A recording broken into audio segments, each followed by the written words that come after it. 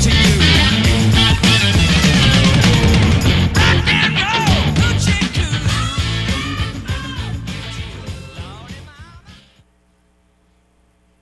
Five, join the neighborhood guys, Frankie 2 times, and Jay's Juice. It's obvious in the hood he couldn't last 2 minutes because what experience does he have? His latest Manchu visits running through bamboo thickets?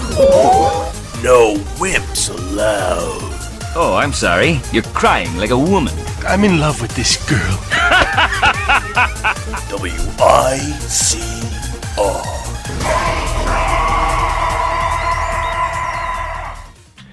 And that is the opening to the neighborhood guys. What do you say over there, Jay? What you say over there, Jay? Frankie, how you doing over there today, Frankie? Feeling good over there around the neighborhood, around the way, around the back street alleyway? Always feeling good there, Johnny. Hits the spot, it really tickles the spot. The tickles the spot. Tickles the spot. Alright, so it's 5:30. You're laying back in your chairs and you're thinking about some good times with the neighborhood guys.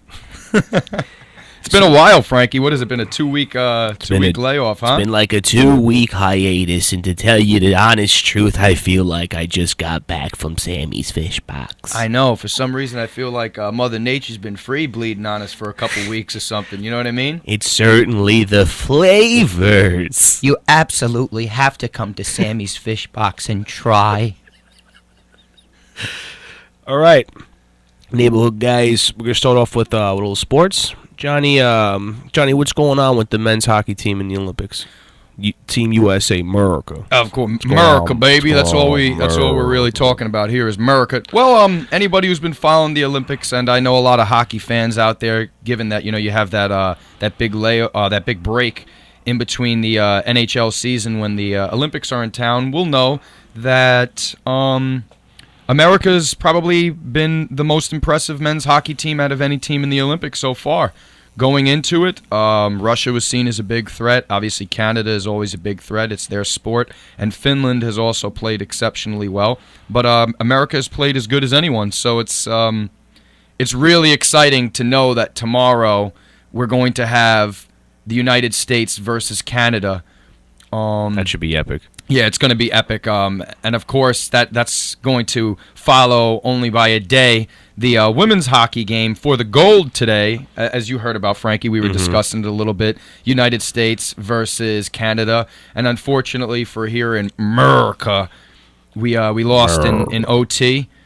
And we had a 2-0 lead at one point in the game. So you just hope that something like that doesn't happen with the men's hockey team. But regardless, it'll be compelling television and great for the sport, I'm sure. Alrighty, so we got the Olympics covered over in Sochi, even though Putin's over there sitting back with a couple of reds to the left and some reds to the right, ready to strike down on all the innocents.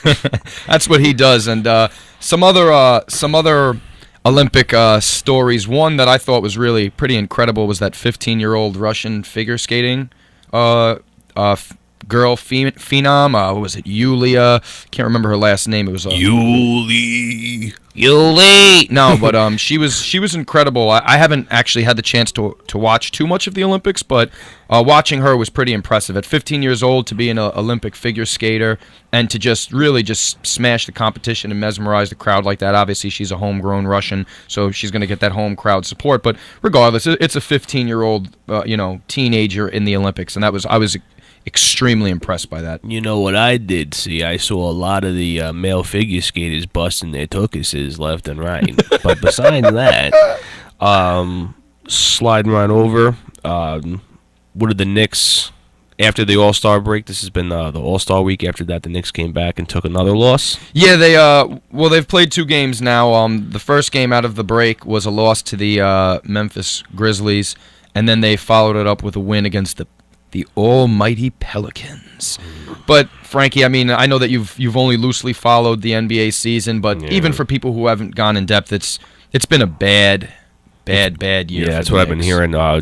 Earlier we were talking about the East Division, and like the teams are so bad that they're under 500, and apparently the Nets are still going to be contenders to the playoffs. Yeah, they're still in the playoff picture. Even the Knicks, ridiculous. Who are like correct me if I'm wrong, it's somewhere 11 to 12 games under 500, and they're still only like 3.5 out of the playoffs. So that just shows you how fun it's been watching basketball if you live on the East Coast this year, minus the Pacer fans and the Heat fans. There really hasn't been too much to be excited over, unfortunately, and the Knicks have made sure to remain true to the sense of entitlement and not performing on the court as usual.